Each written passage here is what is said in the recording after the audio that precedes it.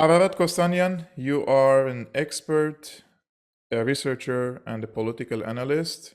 And it's a great talking to you again on Syriana analysis today. We're going to address radical jihadism, radical terrorism, Islamism, etc.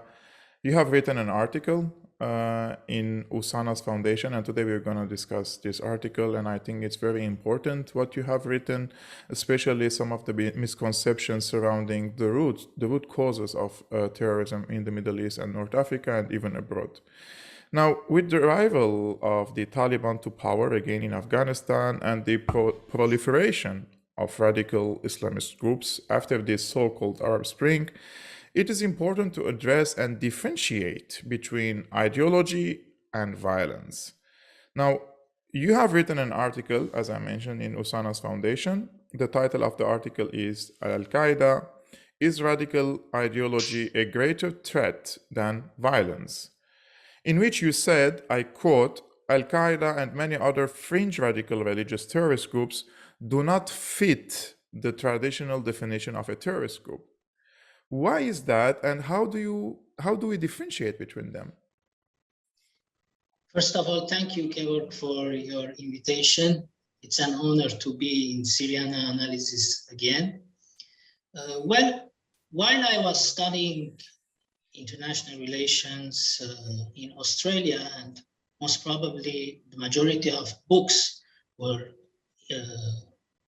either from American, British, or English language speaking publication countries. And I realized that when I was doing research, I realized that the majority of the authors, scholars, they are paying attention to the operational part of such groups, such as Al-Qaeda. And of course, later we saw ISIS came to arena. And the question arose that why these people are putting attention on countering terrorism, only paying attention on operational and on-the-ground tactics, how to beat Al-Qaeda or such terrorism.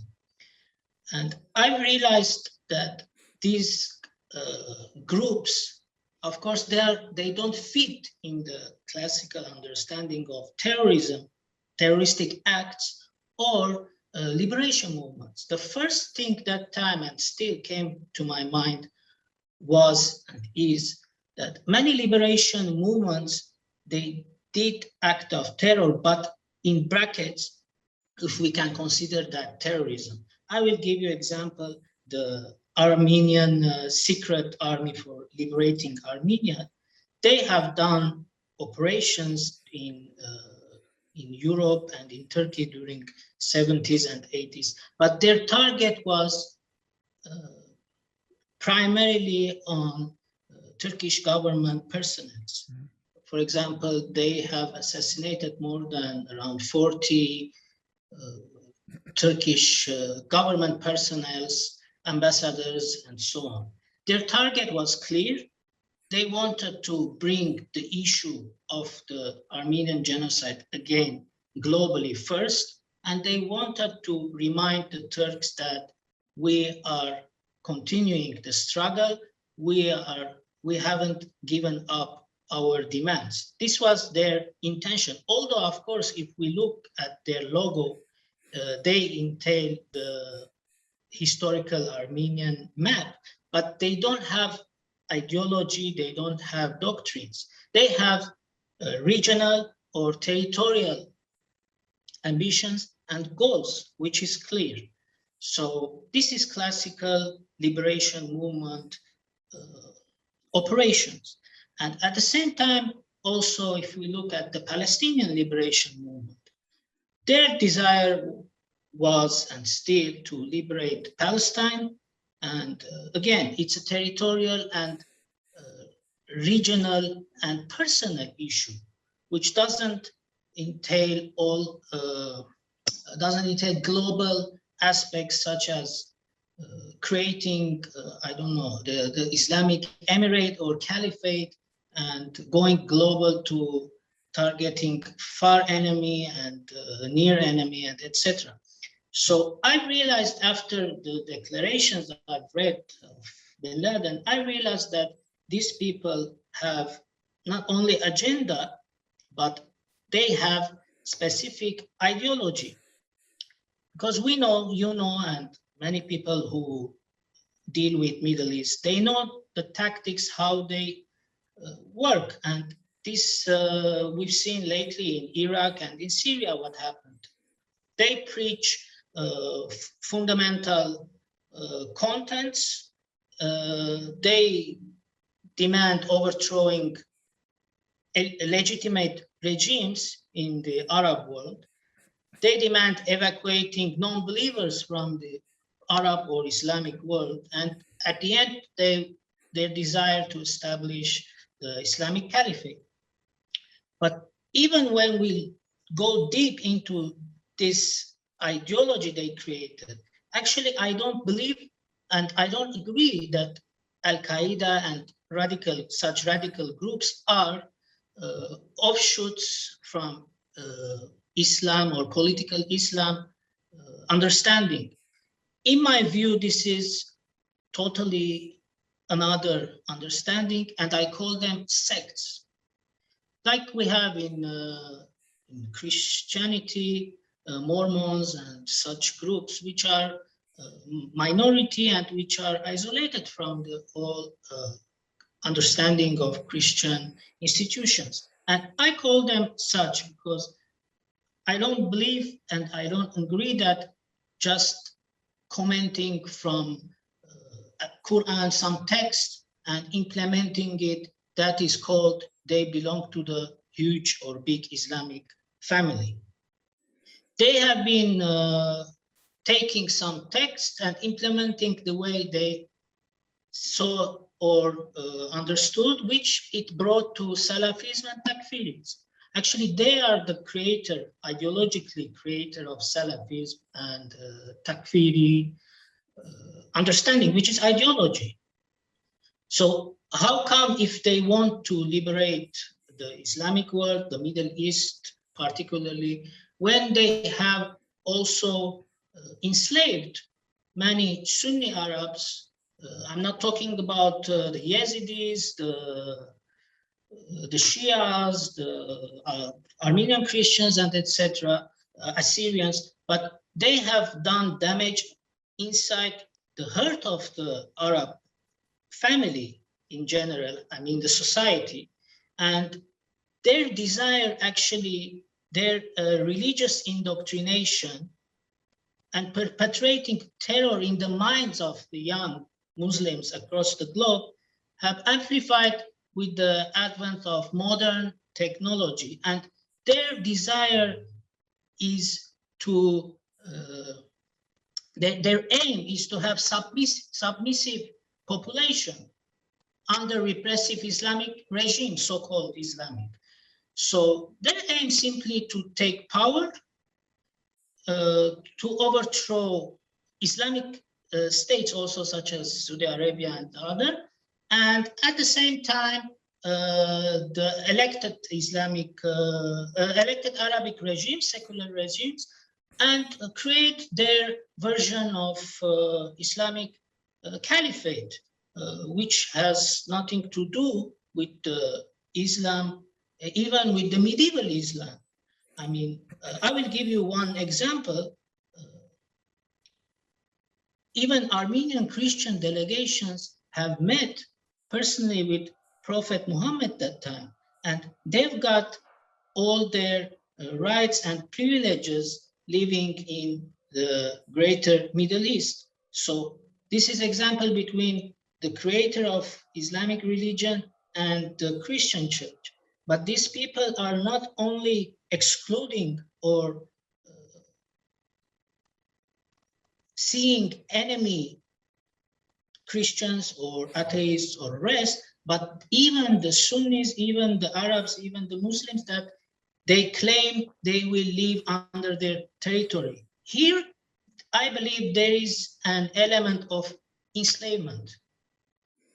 Actually, they have done this, for example, in Deir ez-Zor, they have not ethnically, but they like committed acts of genocide against a Shaitat clan, which is a Sunni clan in Deir ez-Zor, because they were against ISIS. They have committed horrendous crimes, and now this is not only ISIS, but also the so-called Free Syrian Army against al-Baqqara family in Aleppo. Yes, These are all Sunni Muslim families, but as you mentioned, they wanted to enslave, not to rule, only to rule family in a, let's say, just way, but to rule them with iron fist on these families as well. But you mentioned in your article, Ararat, I would call it a controversial argument. I will mention it why. I will quote, it is vital to understand that radical jihadist movements stem from religious doctrines and are not a result of historical oppression or victimhood of any particular religious, ethnic, linguistic group. Quote ended.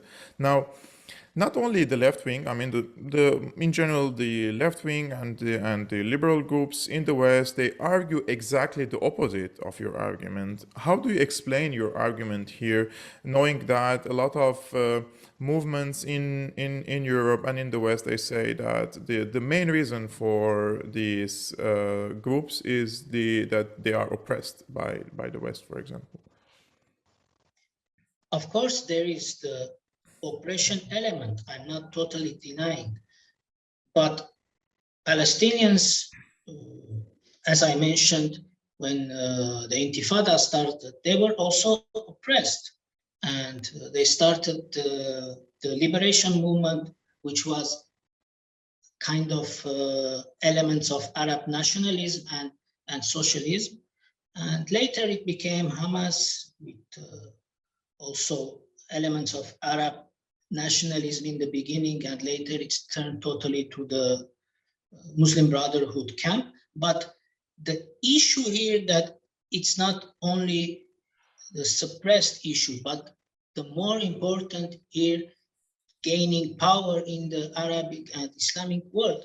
As I mentioned in the beginning of our program, that they started to talk after gaining some popularity in Afghanistan and after 9/11. Later on, they started to talk more about the near enemy, which is the Arabic governments, the even Islamic governments, as I mentioned, in Saudi Arabia and or Iran. Mm-hmm. So what I want, and if we look the facts now, if we study all the timeline, we can see that these people simply, they did more harm to the Arabic and Islamic world more than to the Western world. Of course, in the bombings in Spain and other places in the UK, of course, innocent people have died. I'm not saying that those people are not innocent, but if you compare, millions maybe have died during these wars that they have created, and they came to start a war with operational wars on the ground. So first it was the ideology, you know, as well, that they started with preaching, illegal preachings, and with circulating CDs or tapes. This is the method they started to function. But here the very important issue that today we are also facing is the return of Taliban. Mm-hmm. With that, I want to remind you something that has a relation with the question you've raised. So this ideology issue started in the madrasas, Daobendi madrasas, which small kids and youngsters started to attend those schools. And it wasn't just Islamic schools, as we know, we have in Syria, we have in Egypt, we have in Jordan. I think Islamic teaching schools has nothing wrong in that. Even many people from other Islamic countries, they came to Syria to study in Islamic schools and universities. So that is pretty normal. And we used to go to religious schools when we were kids in Christian churches. If you remember, that is normal. we shouldn't see anything wrong in it. But in these schools, they opened in Pakistan, and it was Mostly centered in funded by Saudi Pakistan. Arabia. This madrasas Mostly are funded, yes, mostly funded by Wahhabi personnel, or I don't know if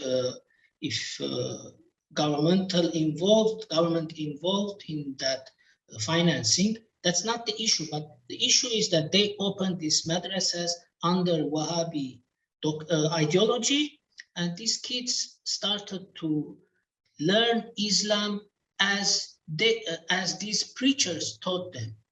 So, and today Taliban came to power now by force, but this time by walking, not by shooting, because Americans gave them the road. But the issue here that when you look at the people, they haven't changed. Most of the peoples now in the government, most of the people in the government today representing Taliban are from those graduated from those madrasas. So that's why I call it a sect, because they have created new version of Islam, which they want to rule the Islamic and the Arabic world through. I don't call it offshoot, because most of the time I see in books, in academic books, that they call Al-Qaeda Islamic offshoot. I don't agree, because if it's offshoot, it's a group or it's ideology that belongs to Islam. But I don't believe these people really belong to Islam. They call themselves that. They are Muslims and their version is right. And they want to force the people by the version they brought forward. But you cannot force with beheadings, with killings, with enslavement. So, but the problem is here that all the time I'm thinking, and I'm worried about that, these people should have stayed isolated, because as I have mentioned, the Yehovahs and the Mormons, these people also, they exist, but ideologically, they are isolated from the majority of the Christian world. But why these people with ideology and with wars, if you look at the reality, they are the dominating power today. In terms of, I mean, look at the shift from Afghanistan, supported by Pakistan. They captured Afghanistan that time, and this ideology moved to Middle East out of a sudden. And now, when they are losing ground in Middle East, they lost the war in Syria. Now they are moving back to Afghanistan. I mean, this kind of became a product at the hands of some Western powers. And Turkey also, Turkey also playing the same game ideologically. Of course, we know they are supporting them financially and logistically and so forth, militarily. But now Turkey very interestingly playing the same game as Al-Qaeda played in ideological matter. For example, they are doing huge job in circulating movies, CDs in Kashmir about the recreation of Ottoman Empire, recreation of Turan. So here is the danger that these groups became global. There is one interesting, very unique, interesting book, Mark Segman's Leaderless Jihad. And he explains this ideology very well and how they circulated this ideology. Because without ideology, people just cannot do terroristic acts such as the Western version you have mentioned. They can do 1 time, 2 times, 3 times, and that goes to history.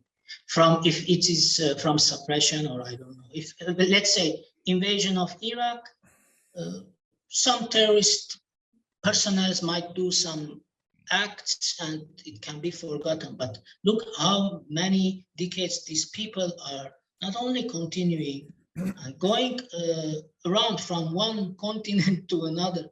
So that's why it's the base is the ideology. And in this book, it's very interesting that as I mentioned, what Turkey is doing. That's why I mentioned by circulating DVDs, preachers, fatwas, and especially targeting the youngsters, which are outraged either from West's foreign policy or from the racism upon them in Europe.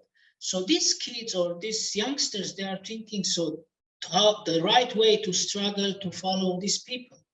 And this is the problem, that they recruited people just using the technology and spreading their voice very actively and very persuasive to the people that they don't know about Islam and they don't know about the people. They are Muslims, but they don't know about the real politics. Ararat, in my humble opinion, one of the main beneficiaries of the invasion of Afghanistan, the invasion of Iraq, and destroying Iraq, and then, for example, assassinating the former Prime Minister of Lebanon, Rafi al-Hariri. These were mainly like Afghanistan was a Sunni country mostly, let's say. Saddam Hussein was a Sunni, he was executed. Rafiq al-Hariri represented a Sunni figure in the Arab world as well. So this incident, the main beneficiary of this incident was Turkey, and especially Erdogan. And Davut Oglu, he explained this in his book, and he says that Turkey presents itself as an alternative or a force that catches the hands of the Muslim youth in the Arab world and abroad, in order to fill this vacuum, that there is a vacuum of leadership among the Sunni Muslims, and there is also a sense or feelings of defeat, humiliation among the Arab and Islamic people. So Turkey comes here to present itself as the savior of the Islamic Ummah, right? So that is why the vacuum that the United States created, and in my opinion, Rafi al-Hariri was assassinated by Israel and the United States. This is my opinion. So they created a situation where Turkey can play a greater role in the region, because, of course, it's not only because it's an ally of the United States, but also because it has an ideology, as you mentioned, and it can project its ideological power on the Arab world. And what we see nowadays, for example, after 2011, after the war on Syria, Turkey infiltrated the Syrian society and especially the Muslim youth, and they recruited tens of thousands of people thanks to this. First of all, that the people feel that they are defeated, they are humiliated, and they want to take revenge. This is where Turkey exploited this point. And secondly, Turkey has the ideology that exported into Syria. And three, it has the economic power and it has the military power. So it is a full package of an imperial power in the region, that the United States paved the way for Turkey to play this role. It's not like Erdogan is the smart and genius person. Were it not for these invasions in the region, and if there were still strong Sunni leaders able to unite the Sunni youth behind his or her ranks, then we wouldn't have seen such easy access or easy reach for Turkey into the minds and hearts of the Arab youth. And what now in northern Syria, they are easily Turkifying the Arab youth. They are teaching them the Turkish language, and they are teaching the ideology of the Muslim Brotherhood to this youth. So we are losing, let's say, our youth to Turkey, because every day passes, a new kid will go to school, a new kid Exactly. will be indoctrinated. This is the same as the madrasas that Saudis Yes. opened in Pakistan. Turkey is doing the same in Syria in the north. Yes, and now they have planned, unfortunately, also to open a school in Shushi Yeah. after the war. And they announced officially that they have planned to establish a school in Shushi. And they have plans also to establish, I was watching a program yesterday, Turkish program, and one military expert was saying we have to broaden this project of opening schools. We have to go to Turkmenistan and open schools there because we are all Turks. So this is kind of course, as you mentioned, is a method of opening up madrasas without jihadic ideologies. But the main problem in Middle East, and you mentioned it very correctly, that they took the chance and moved because in Middle East and in Islamic world, the majority of the population of consisted of youth, and we know that job opportunities were not valid to millions of people. So it was easy to manipulate the youngsters with this kind of ideas and heroic colorings, you know. Yeah. Uh, They call but him you they know, call him the lion of the Sunnis. In like you see how they portray him in the way that he is the lion of some sort of a jungle, and then comes the role of the Turkish media, the Turkish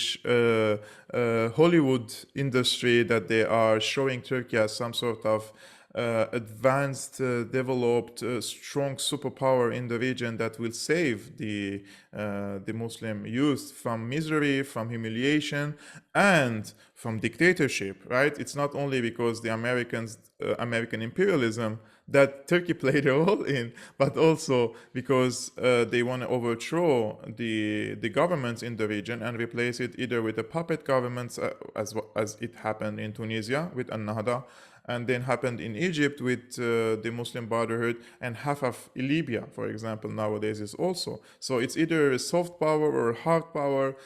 It is becoming clear that Turkey is an imperialist power in the region, and it is working under the umbrella of NATO. So we cannot rule out at all that the Americans prepared for this greater role for Turkey. Of course, Turkey tried to play a greater role in the region beyond the rules of Uncle Sam. That's why in 2016 they tried to kick him out of power through a CIA instigated a coup d'etat in Turkey. But now he's back to his obviously to his lines, and he's trying to diversify his alliances as well. we shouldn't forget that in the Islamic world, we have also, you mentioned Hollywood actors. The first came to my mind, Karadawi. Mm-hmm. This person in Turkey, in front of thousands of people in a big conference, he was praising the Turks and Erdogan especially as a hero, as a savior.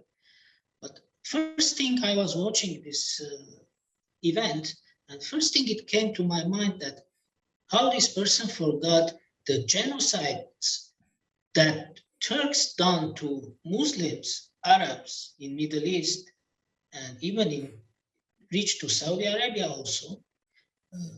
Lately, a book released in Saudi Arabia about genocides of the Ottoman empires done to Saudi Arabians.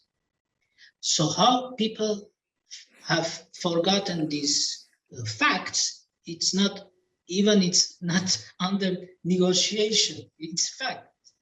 And for just economic gains or for just being under enslavement of Ottoman Empire, maybe they have that will to continue to be slaves. Maybe they cannot, such puppet countries like Qatar and the rest, maybe they are not able to have the feeling of establishing their country. They want to be slave and puppet to another country, and they want to be different from Saudi Arabia, so they would like to fall under the control of Ottoman Empire. This is, it's funny, but at the same time, huge Arabic and Islamic world doesn't have the right to act like this. If they were one emirate, small, I could understand that maybe they need the economy, the power, the finance, the military of Turkey. Somehow I can understand, but big huge Arabic world and Islamic world shouldn't fall in this miserable situation. And by the way, I'm not saying Arab awakening, you know. Yeah. For instance, this is not our topic now, but it just came to my mind. Look, Russia built its empire and it's building the new nationalist Russian Tsarist empire. China did. India is on the way. So where is the Arabic world? Arabic world is just following the other projects. There is no independent Arabic project Yes, in but the region. you have big 22, 23 countries. Why you should be under influence of Turkey, US, somehow France, meeting Macron, you know, hugging him. Unfortunately, after the Second World War, theoretically, most of the Arab countries gained their independence, but practically, they're still under the influence of imperialist powers, in exception for few states who tried to free themselves, liberate themselves from the influence of the Western world. And we can see now which of these countries are being destroyed are the ones who tried to liberate themselves from Yes. from Western imperialism. But why I'm raising this question? Because now we are seeing the fading power of US hegemony. So it's logical and it's possible to move toward Arab awakening or Yeah. revealing Arab nationalism. Unfortunately, I'm not seeing that this will happen anytime soon, and still the area didn't find its own formula. Like, I am for regional economic integration, I'm for federalism between Syria and Lebanon, Syria, Iraq, etc. But trying to find one unified Arab project from Mauritania, Morocco till Saudi Arabia or Qatar, this is, I think, a dream that me and you, we're not going to see in our lifetime, or maybe the next few generations. It's really unfortunate thing to say. Arabs tried when they established strong pan-Arabism in the 30s, 40s, 50s, 60s, till the 70s. And from the 70s, the pan-Arabism started to diminish and political Islam started to gain more momentum. Yes. And when we had political Islam it's a regressive path, and we are the only people in the world that if you check some of the videotapes in the 50s or the 60s, you realize that the people were more progressive than in 2021. And I'm not only talking about the dress code, I'm talking about people attending music, orchestra, engaging in art, engaging in painting, engaging in sports, women in sports, for example. We are just going back decades back, unfortunately. Political Islam, of course, is one of the reasons for the keeping the area backward, but there are bigger forces trying to widespread this ideology in the region. And we can see after the Arab Spring who tried to pump up these Islamist groups. Wasn't Obama Clinton administration who tried to establish a Muslim Brotherhood coalition in the region, from Tunisia, from Libya, from Egypt into Syria, in order to encircle Iran, geopolitically encircle Iran in the region. And the people of the region paid a very huge price. Now hundreds of thousands died, millions became refugees. For what? Just to counter this political project, right? But if the people, or let's say the regimes in the region, and especially Syria, didn't, if were it not for Syria and the fight that Syria conducted against these terrorist groups and the regressive Islamist groups, in my opinion, this wouldn't stop in Syria. This would have gone to Central Asia, and then on the Silk Road of China and the southern belt of Russia. So entire Middle East, North Africa, and Central Asia, maybe till Xinjiang, this would have been a belt, fire belt. It's not that. Exactly. That's what the plan that they brought Taliban in, because they cannot beat China and Russia militarily. I'm talking about the Western camp, the US especially. They cannot beat China and Russia militarily. They cannot organize and put into function colorful revolutions in China and Russia.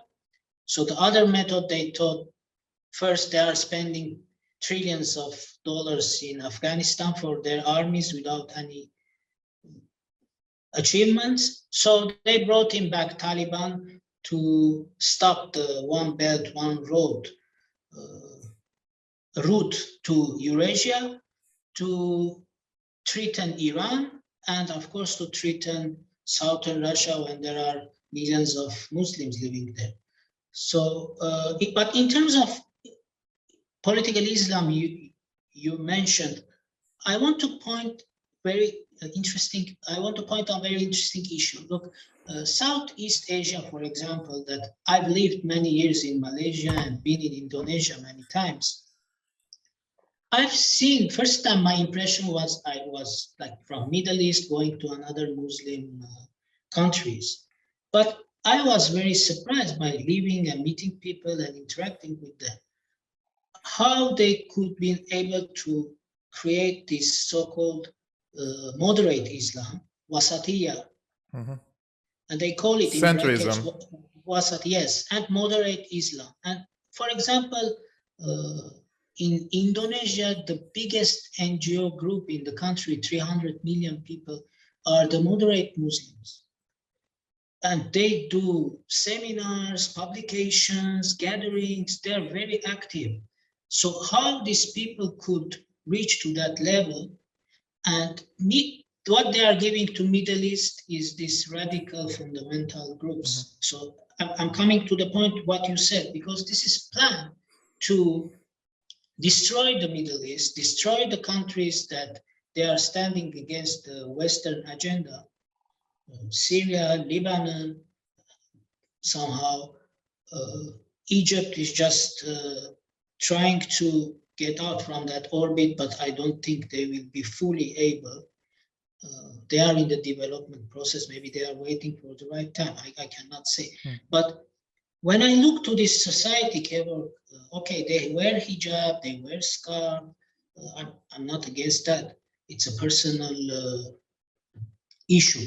But when I look to their university levels, when I go to libraries and bookstores, when I see the youngsters, how they're buying books and sitting in the cafe and studying together, I was really surprised that we haven't seen this in Middle East. In our childhood times, we've seen this.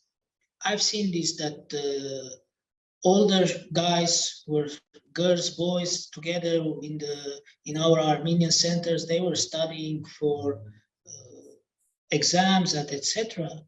But gradually, after I was visiting every year to Syria, I was feeling that something is wrong here.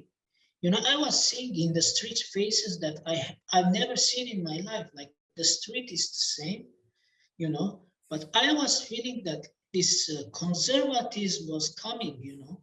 And every year I was feeling why it's happening like this. These people were not like used to be. Yes. So you have to improve, not you have to go back. So of course, there are reasons, Iraq invasion, etc., etc. People thought that if they become more conservative, they will be more better Arab or they will be better Muslims. I know this is a fact. But in general, look at the Southeastern Asian countries, they are Muslims majority.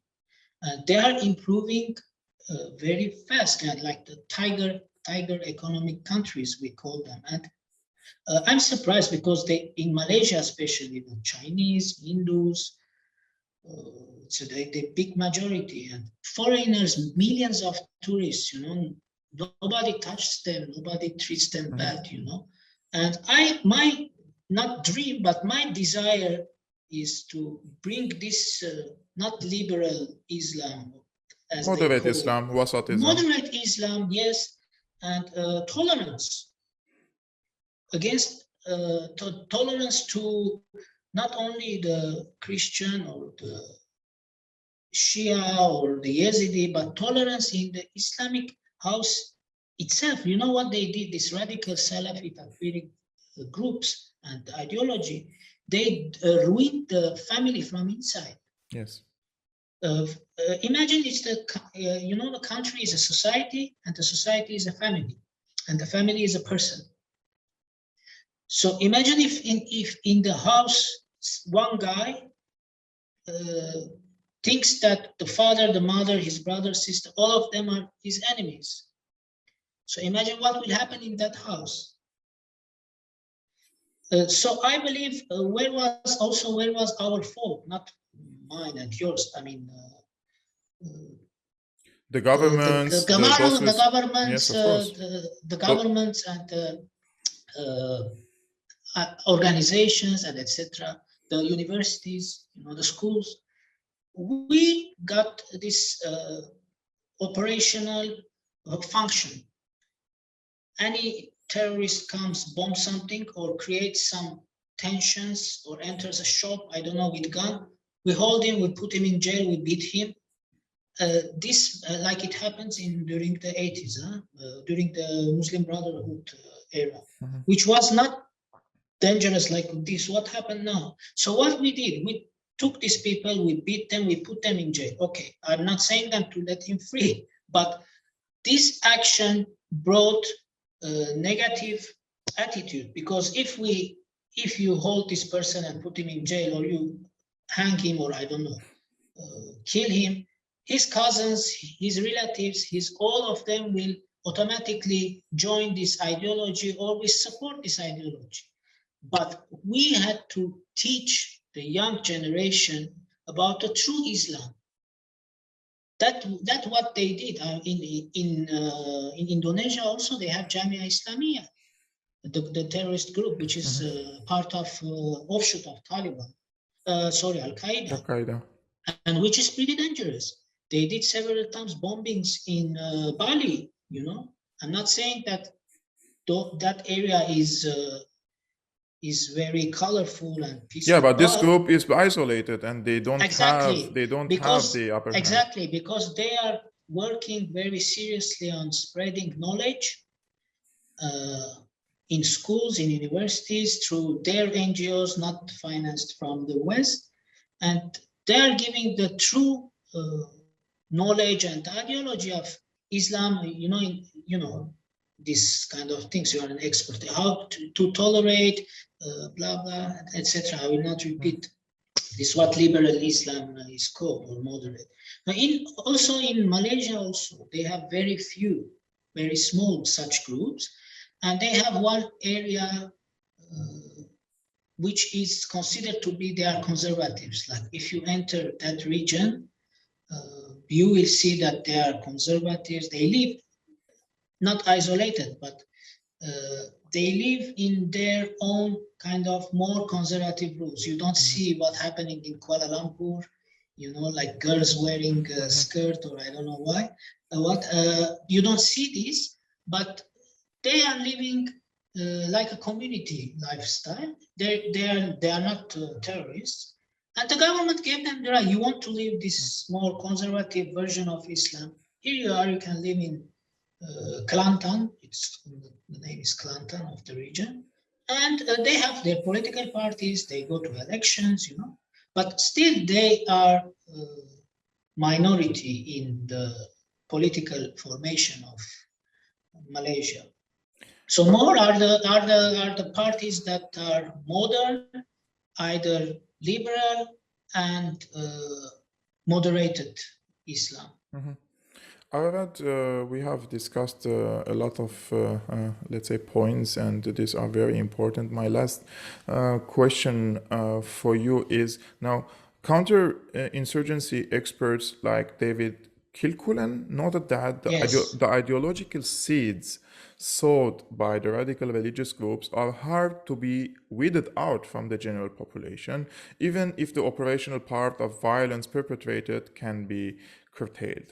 Now, the experiences in Afghanistan, Syria, Iraq, and elsewhere prove that Kilcullen is right. But in your opinion, what is the long-term solution for the eradication of radical religious groups from the general population? As I have mentioned, you cannot fight against this kind of groups with guns. So our shortcomings, I have mentioned that we didn't work upon teaching, we didn't work upon giving voices to such as moderate and liberal Muslim intellectuals and groups. What we did, we repressed them with our security forces and we put them in jail. So we put one, the next one coming, the next one coming, all these years. I'm simplifying it, but the method has been like this. Instead of, they are creating preachers, they are creating ideologies. Why you are not bringing forward or giving chance to scholars, to, I don't know, famous people to talk about moderate Islam, to talk about that radicalism is wrong, Salafism is not part of Islam. We haven't done these things in Middle East because we didn't want maybe that Islam is to become at the first ranks of our political life. But that could have been in collaboration with secular governments, not against or not isolated or not to be scared of to be financed from the West, because we know that some scholars or some organizations who talk about liberal Islam, most of the time they are financed from some Western either universities or organizations. First, education was important. The ideology of liberal Islam and moderated Islam to put that can versus the radical ideology. And the most important thing that we have to grow our educational system, advance, develop. I see the former Soviet Unions and the Arabic countries, they are far behind. I'm a fair person. I say whatever it's right. You're right. I complain about the foreign policy of the West. I'm against neoliberalism ideology, but their universities still American, British, and Australian. If you open the world ranking universities, they are the leading ones in the world. Now China is coming close, by the way. So I believe to win over them is not by guns, by mind and by education. Because you shoot them, they will shoot you again. Yeah, you not only, if you shoot them, as you mentioned, the people surrounding them are becoming also radicalized, unfortunately. And in my opinion, the operational part or the military part against them is important if they carry arms and try to make a political change in the country. Of course, I'm not saying, I'm not excluding. But yes, but let's not reach to that point. Before reaching to that phase when they carry arms and start fighting, let's decrease or diminish the radicalism among the people for them not to carry arms at the first place. And this comes through education and intellectual enlightenment among the people. And this should happen through education, as you mentioned, through media, through the local organizations, and especially the imams, the clerics. Unfortunately, Syria, for example, didn't monitor enough these clerics, and what we have seen in 2011, that a lot of clerics were financed by either Qatar or Saudi Arabia, and all of a sudden they were calling for jihad against the government, and they were mobilizing the people against it, and it's very easy to use religion to mobilize people nowadays.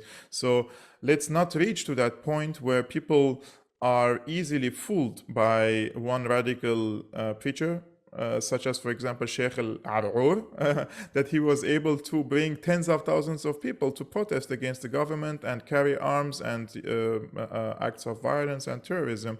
And when you enlighten your people, and we're not only talking about school, universities, like we're talking about the public opinion in the Yes. country, in a way that they despise such radical ideologies. They despise carrying arms against government or non-governmental organizations or institutions, etc. And we reach to a point where people adopt progressive ideas, and I'm not talking about American progressives, because the American progressives are very different from what progressive ideas means in the region. We have seen them under Nasser, we have seen them under Hafez al-Assad and other leaders, but these progressive leaders were mostly political figures and not they weren't philosophers or intellectuals in a way that they were able to influence the general population, unfortunately. And we are in a very, I'm also fair, we are in a bad situation now in the region, and the government is not finding a way to still till the moment to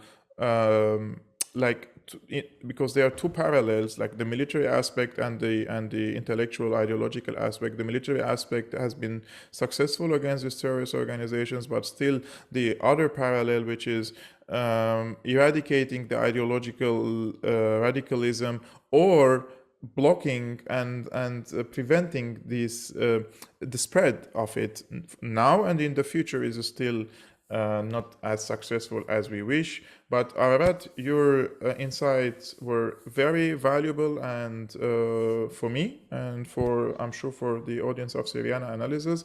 I will post the link of your article in the description below. Guys, go and check it. And also I will link your Twitter account in the description below as well, so that people can follow your tweets and writings. Guys, thank you very much for watching. Please subscribe to Syriana Analysis. I'm bringing you content like this, interviews, chats with experts, also doing my own videos as well. And if you want to support Syriana Analysis financially, you can buy me a coffee through Patreon. You can find all the links in the description below, and see you next time. Thank you very much, Arad. Thank you, Georg.